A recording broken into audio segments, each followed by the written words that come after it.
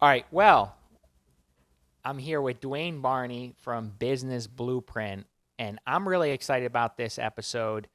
We've chatted about a lot of stuff. We've been in this industry. I mean, we're going to be able to talk shop. 30 minutes is going to go way too quick, so we'll definitely have to have you come back on. But, Yeah, I'd appreciate that because I love talking construction. I love talking with you, and I love the program you've got going here. So it's always a good time. Yeah.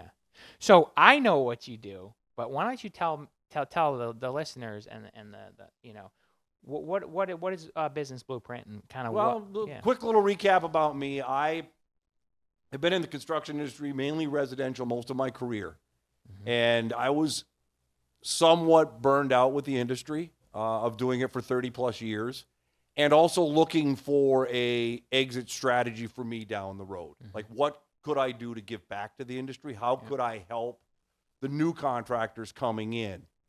And the avenue for that for me was to help on the business side of the business. So I coach new contractors or existing contractors that are struggling on the business side, because I haven't met a contractor out there yet who doesn't have a heart of gold and who knows how to build, but struggle on the business side.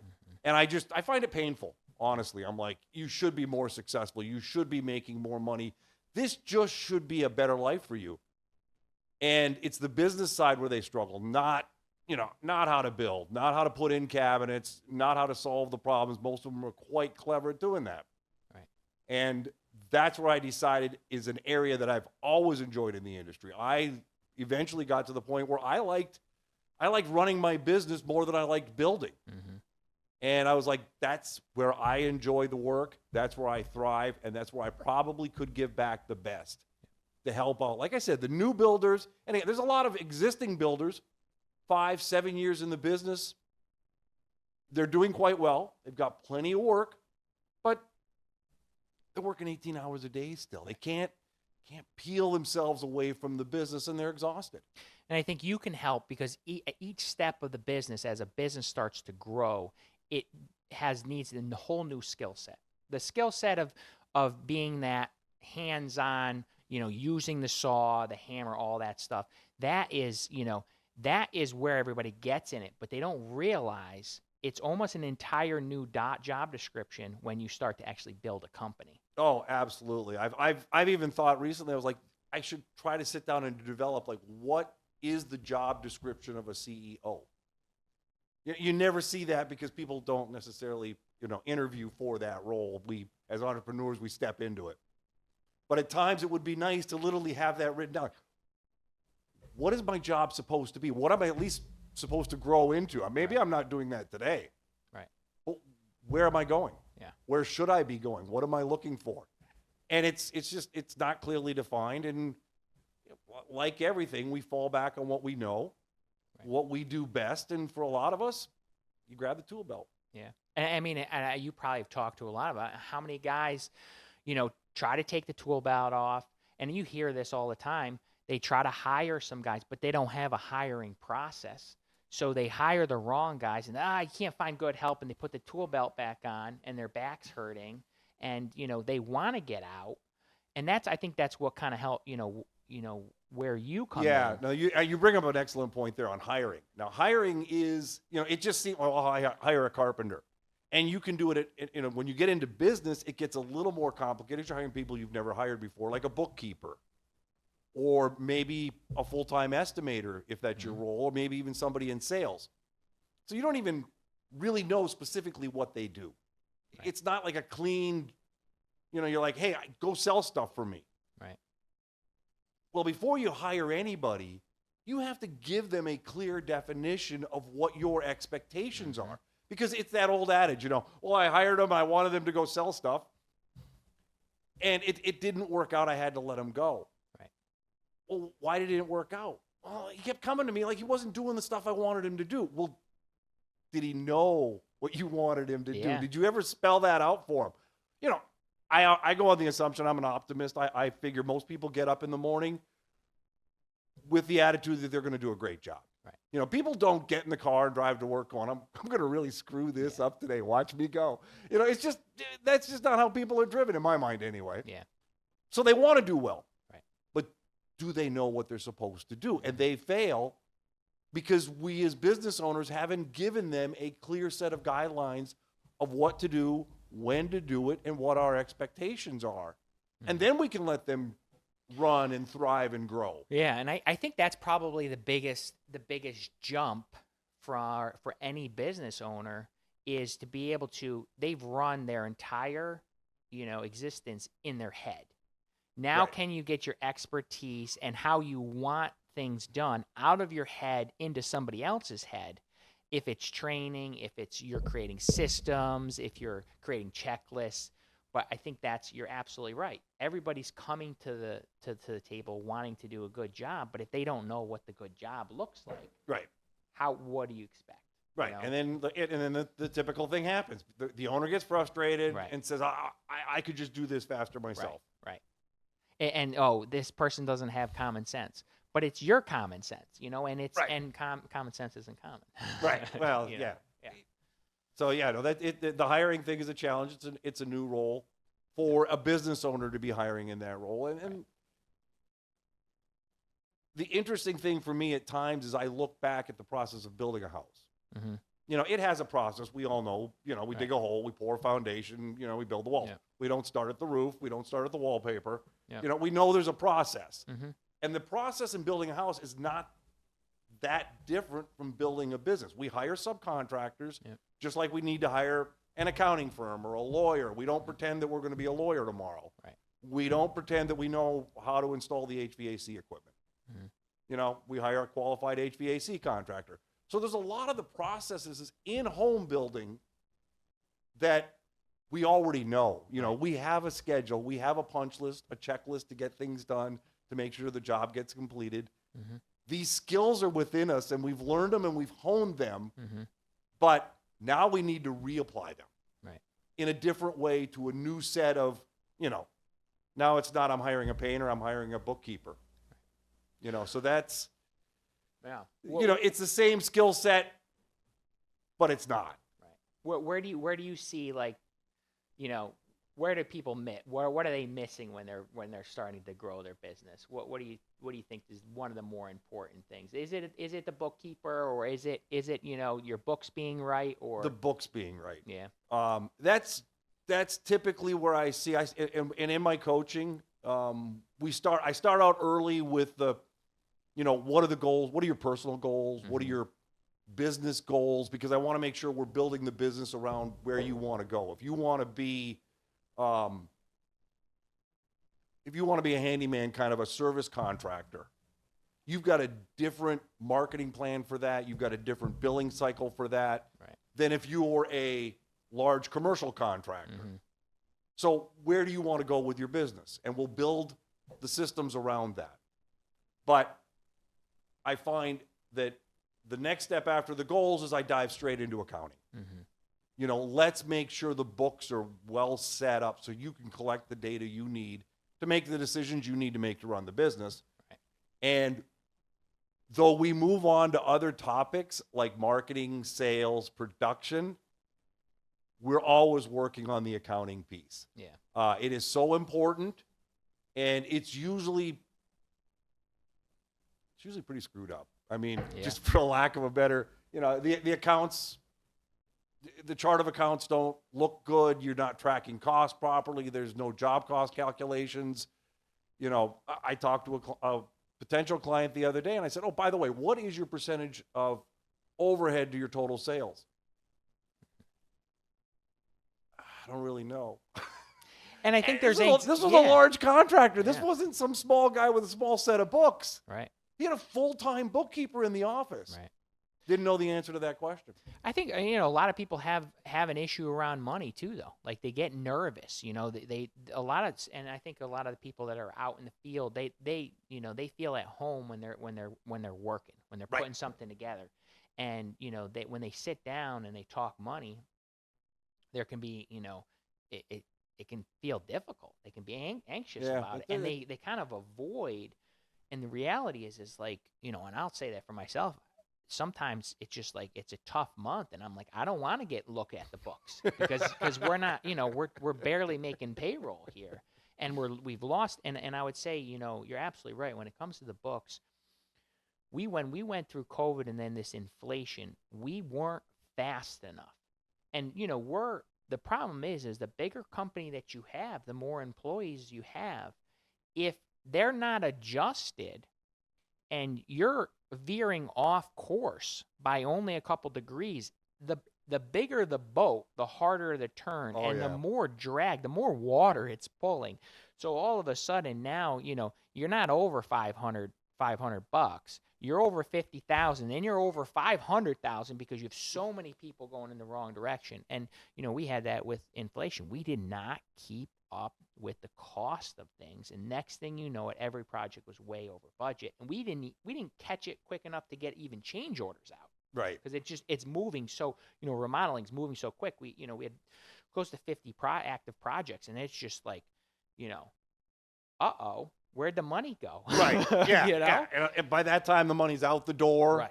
And you're in an awkward situation with a client at that point as well. Right. Yeah. You've already given them a quote to do the job, and then you just got hit with this. Now you have to have the really uncomfortable situation of there's not enough money in this job to build your house. Right. And, that's a conversation none of us want to have. Right. Like and if you don't learn quick to make those tough conversations, you're going to go out of business. Right. You have to be able to get in front and say, listen, this is where we're at. Right. And a lot of guys, we didn't do it. We didn't do it in the beginning. And because how do you go back to, little miss by getting a bathroom done who saved up the money that really needed the bathroom, say, hey, it's going to be another $3,000. They don't have, sometimes they just don't have it. Right. So, right. But it's. But again, it's not your responsibility to mortgage your house so she can have her bath. Exactly. I mean, as uncomfortable as that is for everybody, you can't take it all on yourself. Right. As nice as you want to be, and like I've said many times, most of the builders I've met, they'll give you the shirt off their back. Right. Literally. And sometimes it's a bad thing for them. Yeah. Right. Yeah. No matter what they got to do, they will get it done. Right. I mean, I know there's bad eggs. There's bad eggs in every industry. But I think the bad eggs are probably the ones, a lot of times they turn bad because they've gone out and they've priced the job, lost a ton of money on, went and tried to take the next deposit to then be able to pay their mortgage or to pay off the material cost of the prior job. Right. And now they're behind they're a Bernie Madoff type of thing. I posted about that the other day, that that borrow from Peter to pay Paul can turn into a Ponzi scheme of your own making within your own company. Right. Because you get to the end of that job and now it has no profit. Right. And now you've got nothing to go on to the next job. And if it goes slightly wrong, now you're desperately looking for the next deposit. Right. Again, to pay off a piece of the last one and to get things going. And you don't have the money to buy the materials for the next job to start. Right. And once that, it's a nasty. And how do you stop the Ponzi scheme? You can't. You can't. Like there's no end to that thing. It doesn't end nicely. It never ends nicely. You got to either just get yourself out of it by adjusting at each step of the way. So making sure you're selling the next job at the right price, getting rid of the people that are losing your money. I mean, I think in some ways, as a small business, you constantly have to be retooling it as you're going because, the economy's changing. People that you thought were doing a good job don't do a good job all of a sudden. So accounting is big. What else would you think the second thing that building and remodeling companies aren't, they don't focus on as much? I think the next biggest challenge really, I mean, part of it is letting go of the field. I spoke to a guy yesterday, and he was very proud of himself, and I gave him a pat on the back. For the first time ever, he didn't meet the building inspector on site. He had one of his guys meet the building inspector. Well, that was a big step for him. Like, he goes, I know all the inspectors. I'm at every inspection. He said, and I'm trying to peel myself away and let my guys grow, meet the inspectors, build those relationships. It doesn't have to be me. I need to have the relationship with the architects. So letting go of some of those traditional roles and kind of being prepared to let go of the business, to not be the bookkeeper, to not go on every sales call because you now have a sales team, Right. to not project manage every single job because now you're going to bring on a project manager to deal with the client, to deal with the selections, to get the materials ordered, you know, to make sure the window order is, you know, 8 weeks in advance so you can have them there when it's time to put them in. Mm-hmm. And you're not doing it personally, and letting go of that piece. Yeah. I think that's tough for everybody in any business, is that giving that control. Because to be honest with you, you're going to get burned.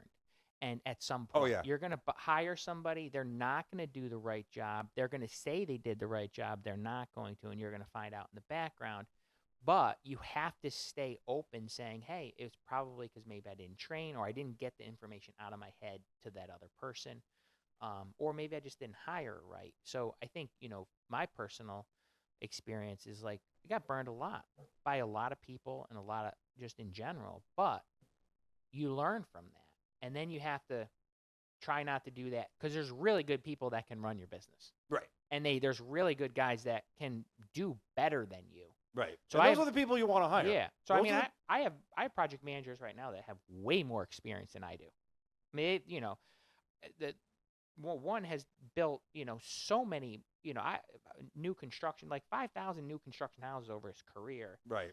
And, you know, the other one's been in commercial. Like, it's just, these guys are better than me, and they're out there. But sometimes maybe your first couple hires aren't going to find them. Right. You know? And you got to feel your way. And to your point, you've always got to continue, as a business owner, you got to keep looking at yourself. Yeah. It's easy to get pissed at that guy. Right. It's easy to get pissed when you lost $30,000. Right. Justifiably. Right. But you also have to keep stepping back and looking at yourself going, what did I do wrong? Right. What process allowed that to happen? Yep. Could I have done a better job in hiring? Whatever it is, we've always got to turn back and look at ourselves, because, you know, though I say separate yourself from the business, it's still your business. Right. It's ultimately, if it's screwed up, it's you. You screwed it up. It's totally, you know, you may have hired some people to help you along the way, but you screwed it up. Yeah. I mean, and what do you do going forward? How do you solve that to try to make it sure it never happens again? You know, and taking the ownership is kind of really what it is. Right. You know, take the ownership, and honestly, when you take ownership, you're going to feel better. It's going to hurt a little bit, because you're going to be like, oh, I'm not doing it well. But when you actually really take that full ownership, it kind of takes it off. You're able to relax a little bit, because you're like, if I take this ownership, that means I can fix it. Right. You know, it's not the guy I hired's fault. It's my fault for not maybe showing him how to do it right. So it is a good, but it's definitely tough. You know, it's tough. It's easy to point fingers. Right. You know, oh, that guy was just screwing off. He never showed up. He could have done. Yeah, everybody could have done better. And I think part of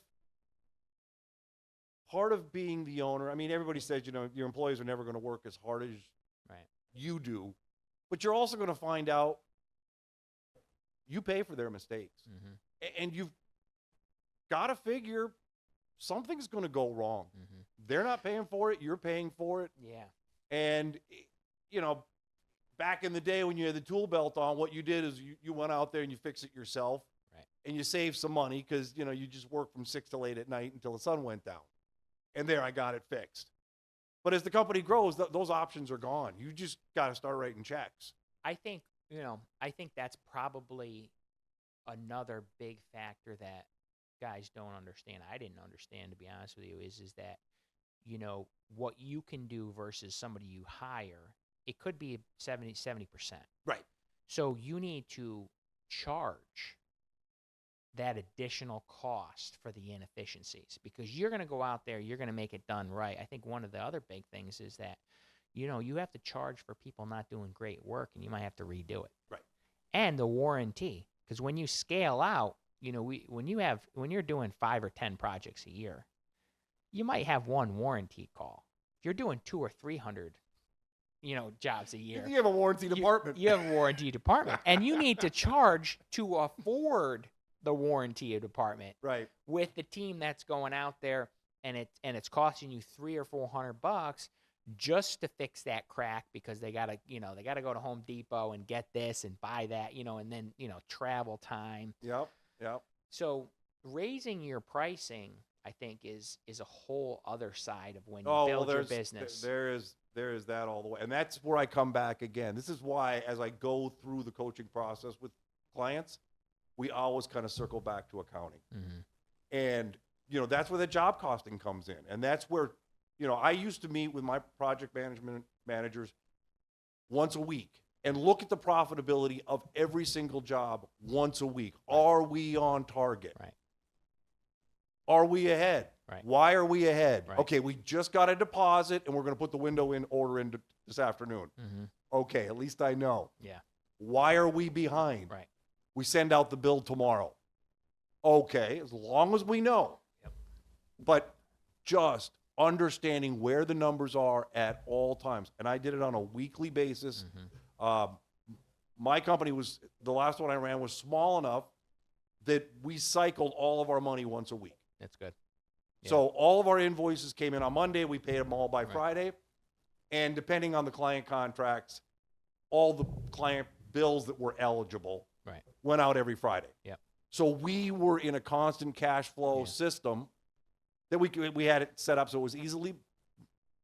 It was easy to manage. It wasn't like this, everybody stop kind of thing. It just happened. It's staying on top of it. And but every Thursday we pretty much knew where the company was, every job was. Yep. And if there was a problem job, we, some stuff was water under the bridge, but we could really then focus and go, what's going on here? What just happened? Yeah. I think, a couple good points there. I mean, one is get the receipts off your dashboard and make sure they get in every week, because that's always a fun surprise at the end of the job when you have a stack of, unknowns and now all of a sudden your job's over budget. But, you kind of mentioned billing every week. We started to change where we take a deposit for the job, but then after the deposit, we're starting to bill each week. And that for a couple reasons, cash flow. Right. But the other, as a business owner, you're stepped outside of that. When you're billing each week, you know that there's a problem because the client won't pay it at the end of the week. Right. Instead of all of a sudden when you've gone 3 or 4 weeks or a month and they owe you 80 grand, and then all of a sudden they're not paying, and now it's too late. You've already outflowed, outlaid 60,000, and they owe you 80, and they are not happy. So, and you didn't even know they weren't happy. You didn't even know they were unhappy. Yeah. So, that's a really good point of, billing each week, making sure your job costing, and it's discipline. Yeah. And it's not what the average carpenter wants to do. Well, that's just it. It's a different workflow. Most of the guys, don't like doing paperwork. Right. They don't like processing invoices. They don't like doing daily field reports. When it comes to the paperwork, not their thing. But it's a business. I mean, you're a business owner. You're a business person. This is your job, is to run this business. This is your project. You used to run one on the job site. Now your project as a business owner is running this business, keeping track of the budgets.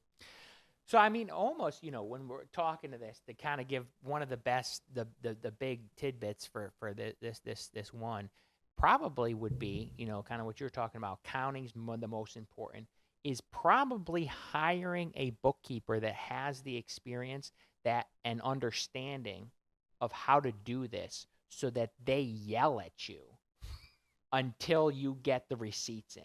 Because if it's the opposite way and you're hiring somebody that you're telling, you don't even know what to tell them. Right. And if they're not mean enough to you, and that kind of, you know what I mean? No, absolutely. You want somebody that is like, listen, Dwayne, the bulldog. You need to give me these receipts right now so that we can talk. And here's the reports, and you're losing money here. That's probably the most invaluable hire. Right. And I usually tell the guys, one, it's terribly time consuming for most of us that are running our own business. We're doing our own books. Right. It's the one thing we don't like doing. Right. Absolutely. In my case, beyond estimating, which I hated doing. Right.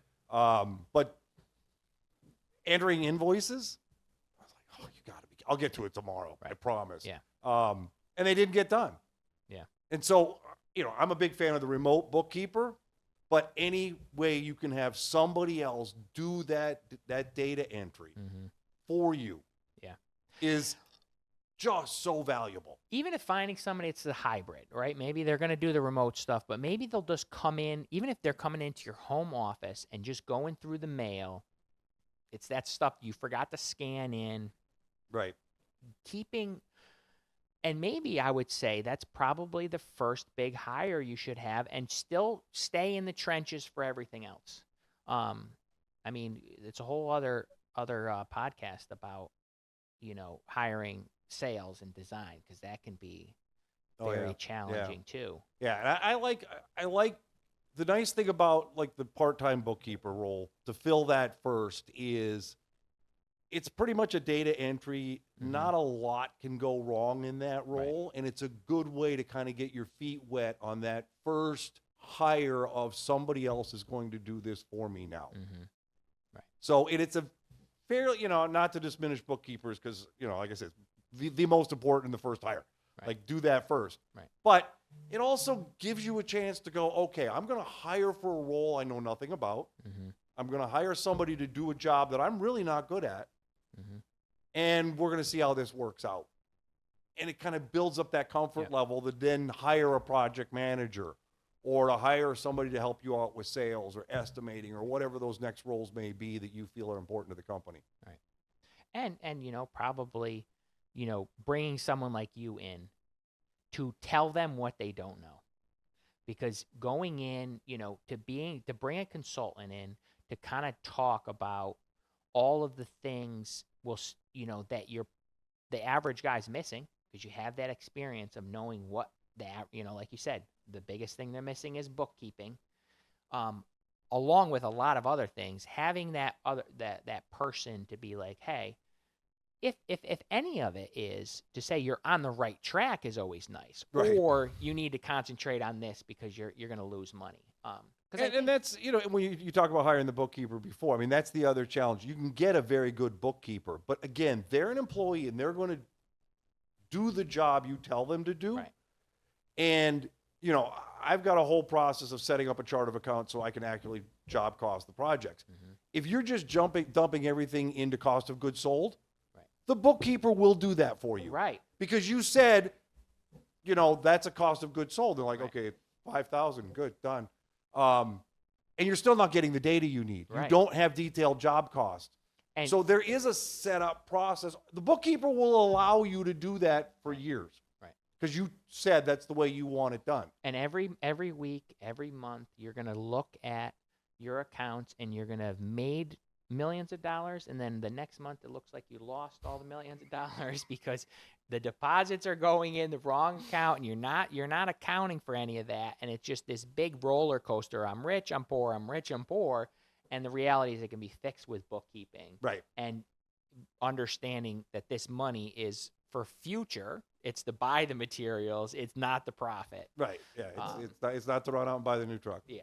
Yeah. And that happens. Well, I think the new truck is usually, hey, I owe a lot of taxes. What do I do? Right. Right. Yeah. There's always that, which I could have a whole podcast on why you don't do that too. Exactly. But it happens too often. There's better places to put your money than the new truck.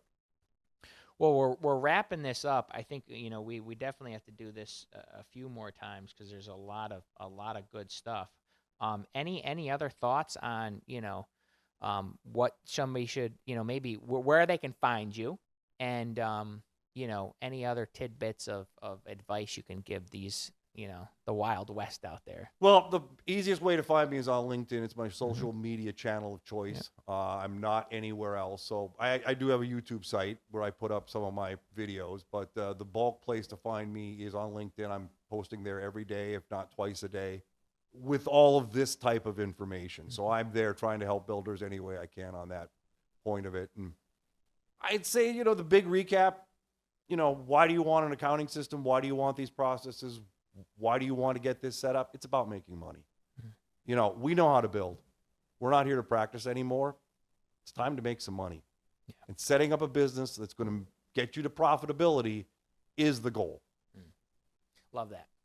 Well, thanks, Dwayne, for coming on. And I think I'm gonna let's do a cut there, and then we can just keep going because I think you came out here. That would be a good chop. I think we can keep everything live and we can kind of just chat more. But at least we have a good 30-minute chunk. We can kind of break that apart. Okay. What else? I mean, so what is your, what do you got going on? And are you looking for more clients? Like what's? Yeah, I'm always looking for more clients. Yeah. Because they come and they go. My program runs 6 months for Yep. the standard program. Some people stay on. I've got clients that have been with me for years. Yep. We just keep going. We keep working on their business. A lot of fun because I really get to know the intricacies of what's going on. The baby was born in second week in November. Mm-hmm. Right. We get to know each other. I talk to the contractor as much as I talk to his wife because she does all the bookkeeping and the marketing. And I really get to know the whole team. Right. On ongoing relationships. But the standard one is 6 months Mm-hmm. to get through, the core of the operations in a business. Right. And then, Kind of build a system. I need more clients. So I'm always filling in the slots. Mm-hmm. It's kind of a rolling cycle with these guys. Mm. Do you find that the guys, I mean, they're like, I don't need that. They don't even know they need it. They think they don't need it. Your help. It's more of, I can figure it out. Yeah. I'll figure it out. How hard can this be? I'll Right. figure it out. Right. And I totally get that because I did that. Yeah. I still do it. I don't need any help on marketing. Figure it out. Yeah. It's like, I'm a good salesperson. I'll figure it out. It turns out I'm terrible at sales and I know nothing about marketing. Yeah. And I've had to hire sales coaches to help me get better at sales. Yeah. But marketing, I mean, I think is very interesting because it's the only way you really grow once you have hit there's a point where referrals only take you so far. Like Right. you can't make enough people happy personally, because their aunts and the family will only like remodel so many times. Right. So like you kind of start to, you can still get enough work for you personally to do jobs just in your referral network. It's easy. But when you want to start to build a company where you're starting to hire employees, you need to go outside of your referral. Right. The other big thing with that is that when you start to raise your pricing, your referrals start to go away because you've been in that market Right. that needs the more budget-friendly company. And when you raise your pricing, all of a sudden you're not getting as many referral calls, and you have to then tap into maybe a little bit higher end markets. Which means you could be starting over with your marketing effort and everything else. Right. That's why I try to tell guys at the very beginning. You can run your company at 8% Right. overhead. Right. It's not true. Right. It's a lie. Yeah. Because you're working 18 hours a day and not Mhm. charging the company for all of those Yeah. hours. So if you were going to work a normal 8 hours a day or less, which is really the goal, and you were hiring other people to fill in that other 10 hours, you're going to be running an 18 to 20% overhead 100%. without a problem. Yeah. If you started your pricing there knowing that's reality, Mhm. you don't have to go into that big price raise at some point. Right. Because I got to raise my prices because I got to hire this guy. Right. Well, now you got a new problem Mhm. because you're in the wrong market. Right. Or like before you hire that, start paying yourself for that role. So if you are, you're going to go out and sell, pay yourself the sales commission so that you're starting to put each cost in a bucket. Right. Put the money in the bucket. And then you can flip it over and say, okay, well, that money was going, hey, I made a lot of money, but I was working 18 hours, but Right. I collected a lot of money. Right. And now I can, give that to somebody else.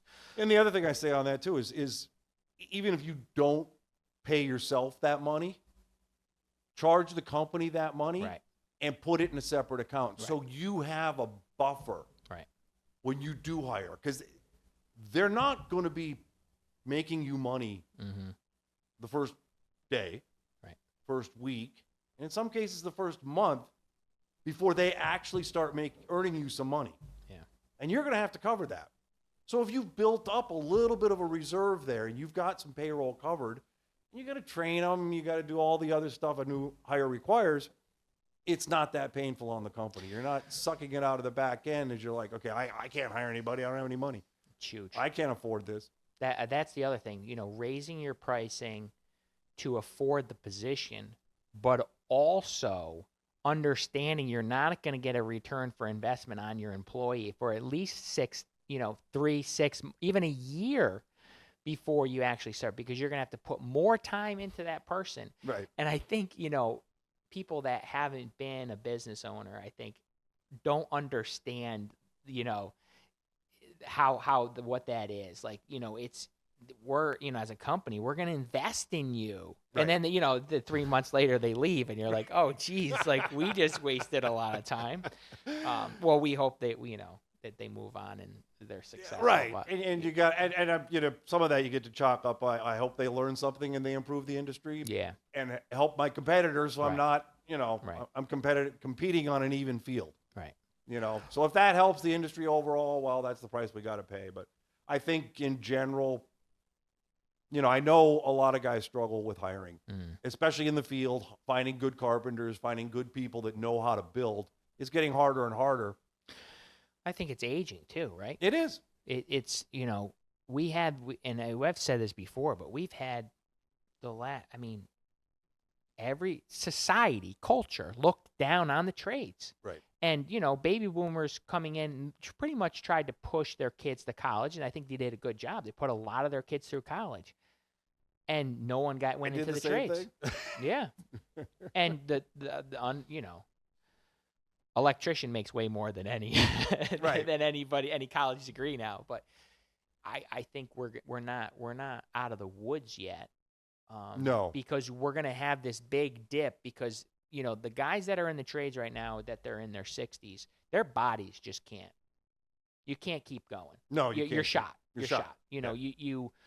And there's a lot of companies, and then there's a lot of companies that maybe the owner has gotten off the tools, but he's still retiring, and that company's not going to exist because it's not big enough to sell, and their kids maybe not want to take it over and move it on. So that company just goes away. I don't know what we do, to be honest with you. I think we've got to start looking really. Builders in general have to start focusing on in-house training. As risky as it is, we've got to start taking we've just relied on the industry to kind of train our people for years. Yep. There's union carpenters, but in some parts of the country, it does here in Connecticut, we've got, union carpenters. They're available, but they're still not a major part of our labor force. Yeah. And in most parts of the country, that doesn't even exist. Right. And unions are, typically are going to be on big projects that are new construction or very repetitious large remodels of in where it has nothing to do with homes remodeling in old different era houses where you're having to be really creative and understand how we're here in Connecticut. I mean, and where you're in New York, antique homes you need to know what you're doing. Oh yeah, no, I went into the basement. This was a few years ago. I was putting in some footings after the crash. I was literally humping the concrete down to the basement, but the beams on the ceiling still had the bark on them. Right. Like literally. Yeah. They laid down the logs. Those were the floor joists, and the bark was falling on my head as I was working down there. I'm like, what's going on? And stuff's mortise and tenon together with wooden pins, and you don't even know how all this stuff is kind of And next thing you know, you're cutting once you get the Lego set all together, it all locks in. It just stays there. Yeah. And then the homeowner wants the back wall pulled off. You're like, I think it's critical to the whole envelope. So there's a lot of experience that these old guys are gonna leave the market. I did a video just about like the new generation of builders are just using Home Depot and Lowe's, and they're not using lumber yards as much as they should, because the lumber yards they have those guys that understand some of the products. Right. They have access to products that Home Depot and Lowe's don't cover. Right. They have without a doubt. They have they're more educated, and I think it's going to be interesting, in the future when we have that dip, because I think there's people coming in at this point. I think there's people. I think there's more interest. At least Yeah. I see it on LinkedIn. I see a lot more interest Yeah. on it. There's a lot of guys posting about it. I Right. try to post about it whenever I can. Yeah. To encourage more people to go into the trades. It's rewarding without a doubt. I mean, for me, there was just nothing better of a hard day framing, and you step back and you look at the house and you're like, Yeah. it's looking like something. Yeah. And it's looking good. You know, it's just a very rewarding career from that standpoint. You've created a living space for somebody. You know, you're absolutely right. It's probably the most rewarding.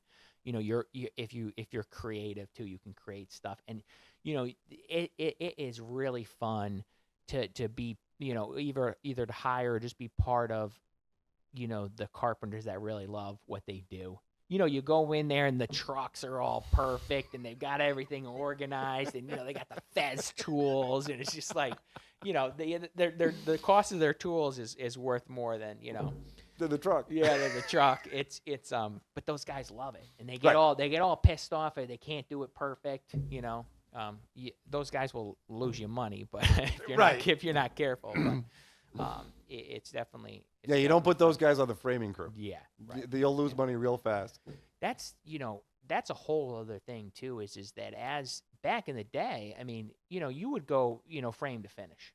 Right. You know, that's what companies were doing, frame to finish. But I mean, with any industry, it's becoming, you know, you need to create efficiencies, you need to specialize. Right. That's a whole other podcast too, about the specialization of the trades and bringing in individual companies on the production level. Sometimes that doesn't work in remodeling, just because, you know, you're going to get 5 different companies in to do it, you know, a 5x8 bathroom. Right. Sometimes doesn't work. It doesn't work. Right. Yeah. But you need the jack of all trades. Yeah. You can't have that many people standing in the room at the same time. Yeah. But you don't want to hire that handyman to hang, you know, 150 sheets of drywall. Right. We'll see you next year. Exactly. You know, Yeah, and it's not going to be done right.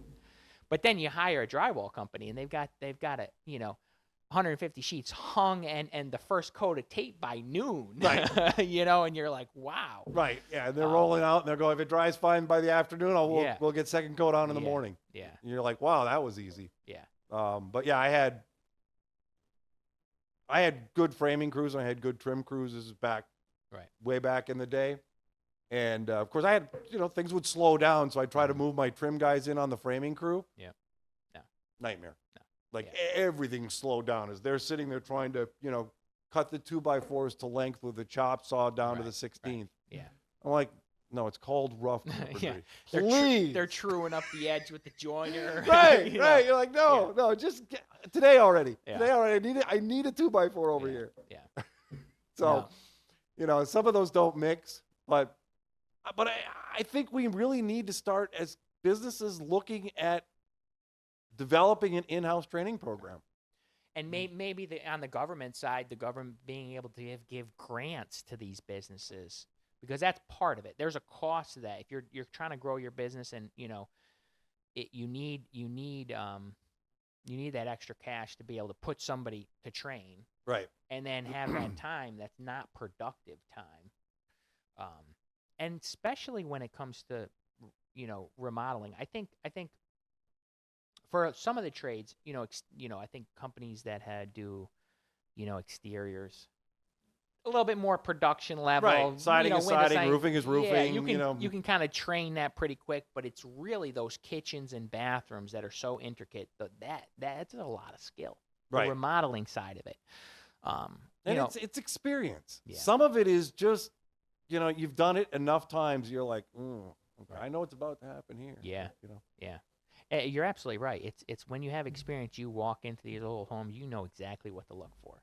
Right. You know, well, that's going to be a problem. That's going to be right. Yeah. Right. Unfortunately, all that experience is from you know, all the things that have gotten messed up, and the stuff you've forgotten. Right. And you've written a check for it. Yeah. I mean, you know, it's the kitchen design when you go to open up open up the stove or one of the drawers, and it hits the stove because they didn't put a big enough filler in the corner. Right. That's a classic. Yeah. You can't open the dishwasher because the drawer knob's in the way. Let me get in my truck before anybody opens up drawers or appliances, and I'd like to, you know. No, we've all had that one. You just shake your head, going, really? Yeah.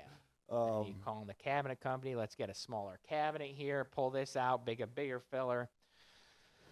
no, but Too many times. that's experience, and I've you get the reverse experience, especially in this. I had one doing a kitchen, and open up we were moving the window as part of the kitchen remodel. No big deal, cut it out, new header, patch the siding, opened up the wall.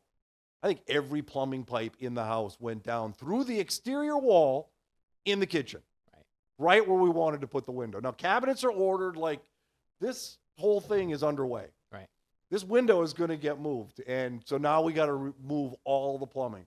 I never expected all of the plumbing to be in the exterior wall.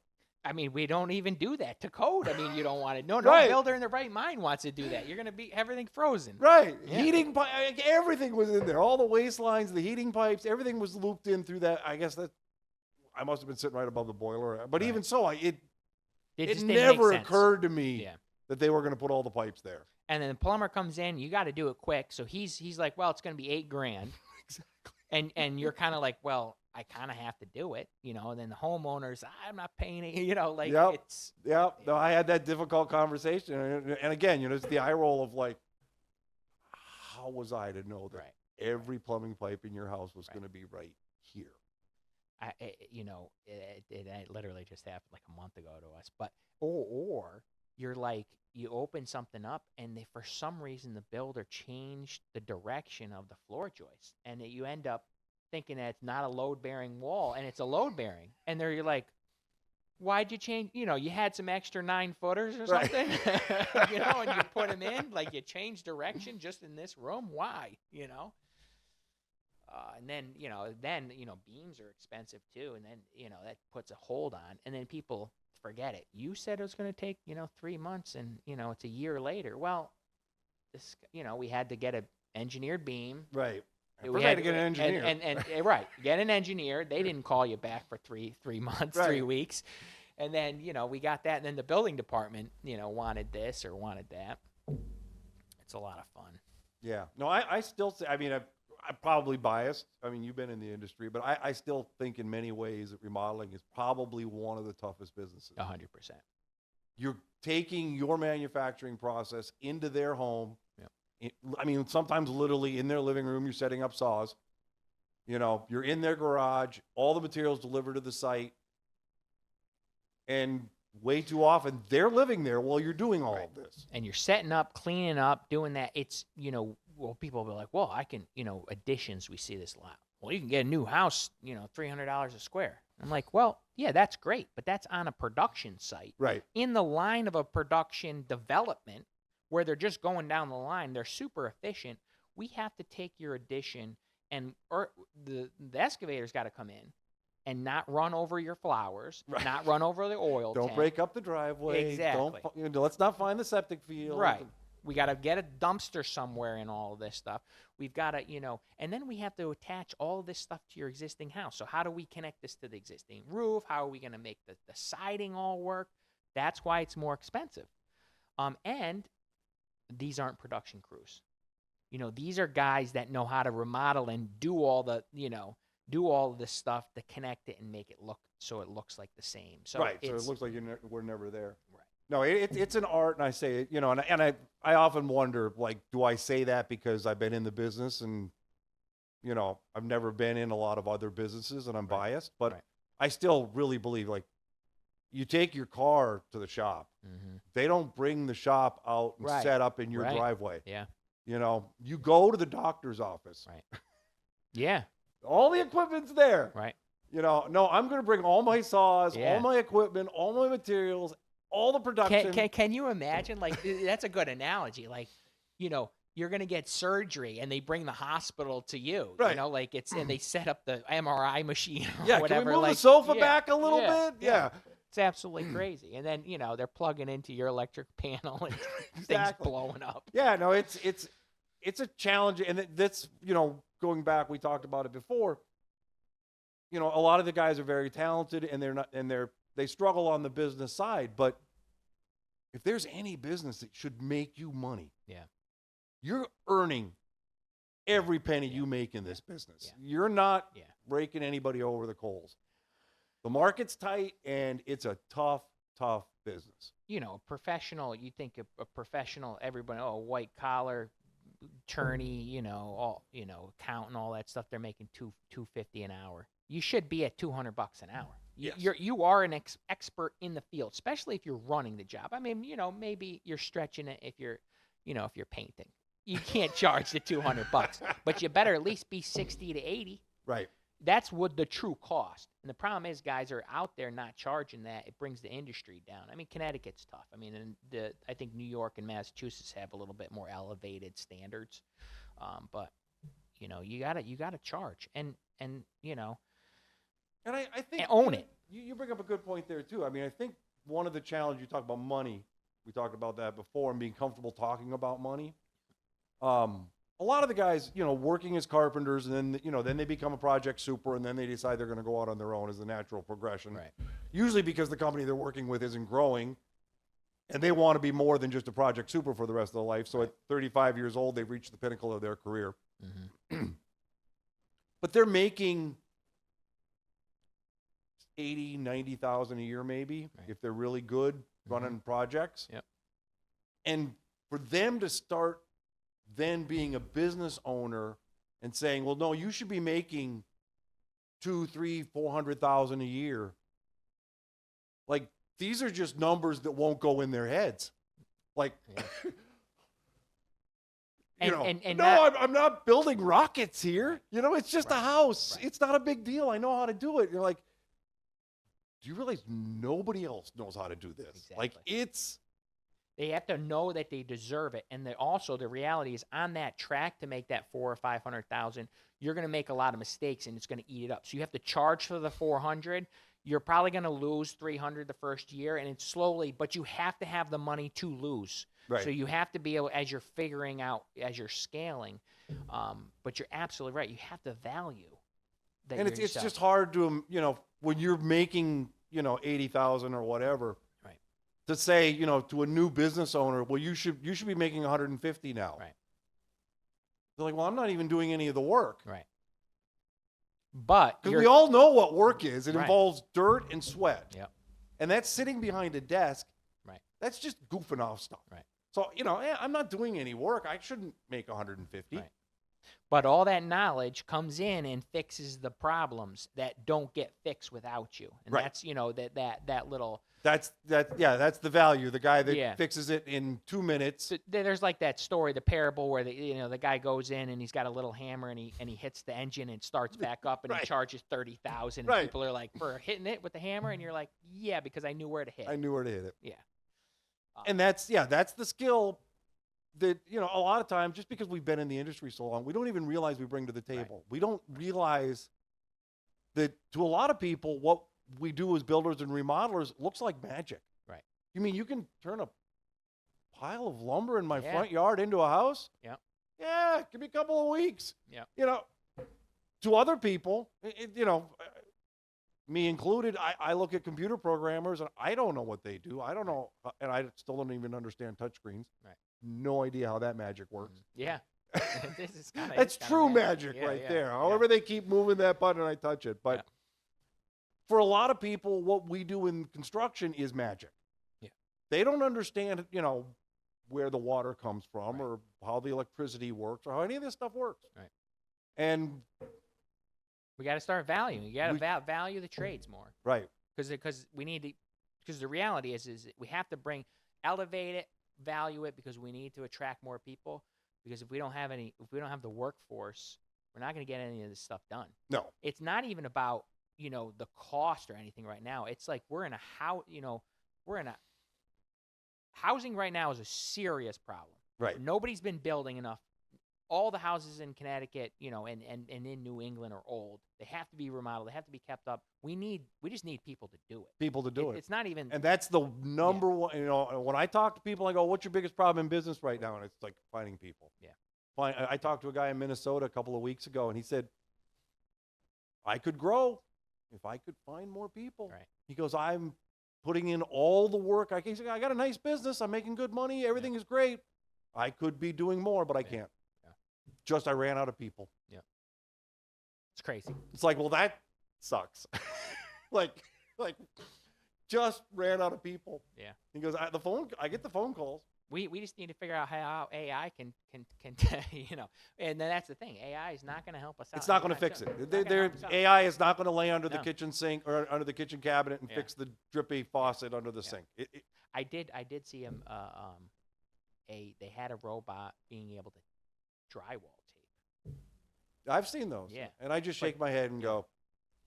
They're not going to be able to do it in old homes.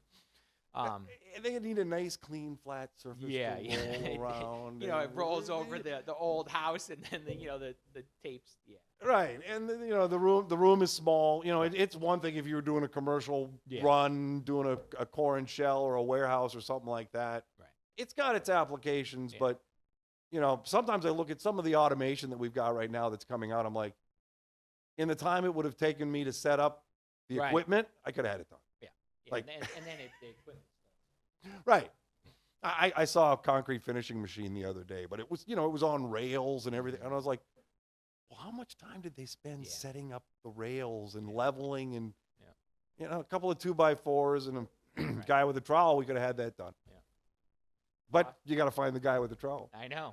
And they have to want to come back into the trades. And they got to want to do concrete. Yeah. All right, cool. Well, that was awesome. I think we almost hit an hour. We're 4 minutes till 2:00. So that's going to give us a lot of good. We had some really good. So what Liam does is, I think he might have mentioned, he'll see the transcript and then say when we have a really, some good points, pop that out. So out of an hour, we could have 10 or 15, 20 different sound bites. And those are great posts. Those are better than, because honestly, yeah, thanks guys. That was a lot of fun. I think we had a couple of people here. Appreciate watching.